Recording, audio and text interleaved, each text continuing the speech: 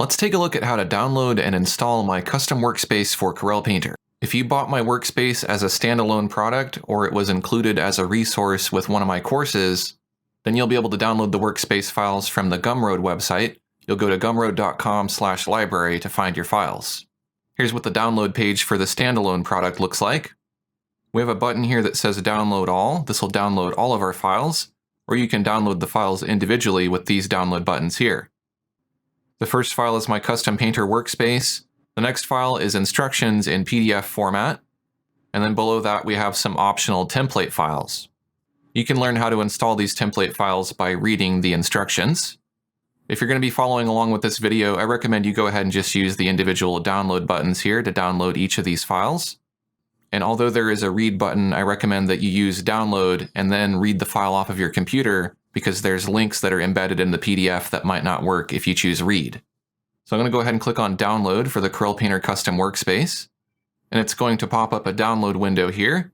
Now I recommend that you do not choose open with, because it might try to open the file with the wrong application, and that could really mess things up. I'll explain more about that in a bit, but for now we want to make sure to choose save file. And we want to save it to our desktop or somewhere where we'll be able to find it easily. I'll click on OK. If we look in our downloads, we can see that this is taking a while to download. It is a fairly large file, so make sure that it downloads completely. And if the download gets interrupted, make sure to restart it. You'll want to make sure that it goes all the way to the end here so it's fully downloaded, because if you try to install this without it being fully downloaded, it won't work. Once our file has fully downloaded, we can install it. Now we want to make sure not to double-click on this PWS file. If you double-click on this, it may try to open it as a zip file. And then from that point on, it will always try to open it as a zip file, and you're not going to be able to install it. If for some reason you downloaded this workspace and it's already a zip file, which in some cases it could be, you'll want to extract that zip file, and then one of the files within that folder should be this PWS file. If all this sounds confusing, I'll link you to a video you can watch that'll explain how to fix the problem if your file gets messed up. Depending on where you downloaded the workspace file, your workspace file might also look something like this, where it has a date.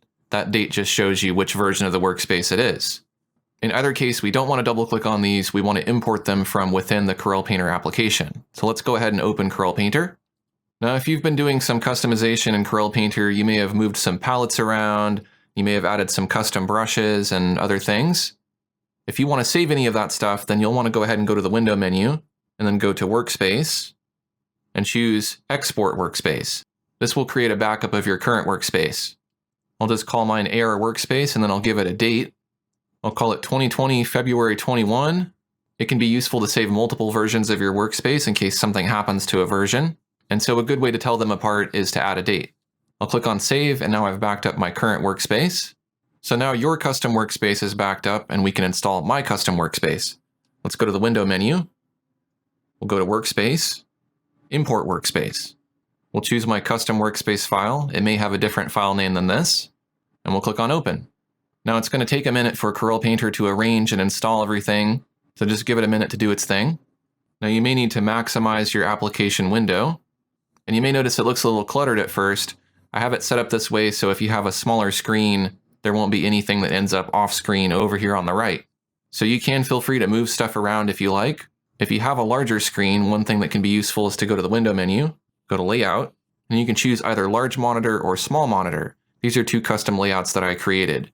If at any time you want to reset the layout to its default, you can always choose one of these two options. So I'm going to go ahead and choose Large Monitor. Now that's going to spread things out a bit more, but some things do end up on my other monitor because I have a multi-monitor setup. So I'll just need to drag those over using my mouse. If you find that this is happening, then you'll probably want to use the small monitor layout and then just spread everything out that way. You can go ahead and arrange this however you like. I put the navigator over here, and some of these panels are collapsed, and you can double click on the name to expand them.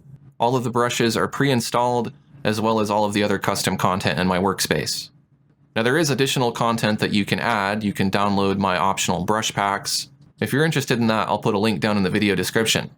I offer a separate brush pack installation guide, so check out that video if you're looking for instructions on how to install the brush packs into your workspace. So now that you've installed my custom content, it's time to move on to the Workspace tour to learn how to use all of this content. And if you'd like to learn the ins and outs of working with Corel Painter, check out my in-depth training course. I'll put a link to that in the video description.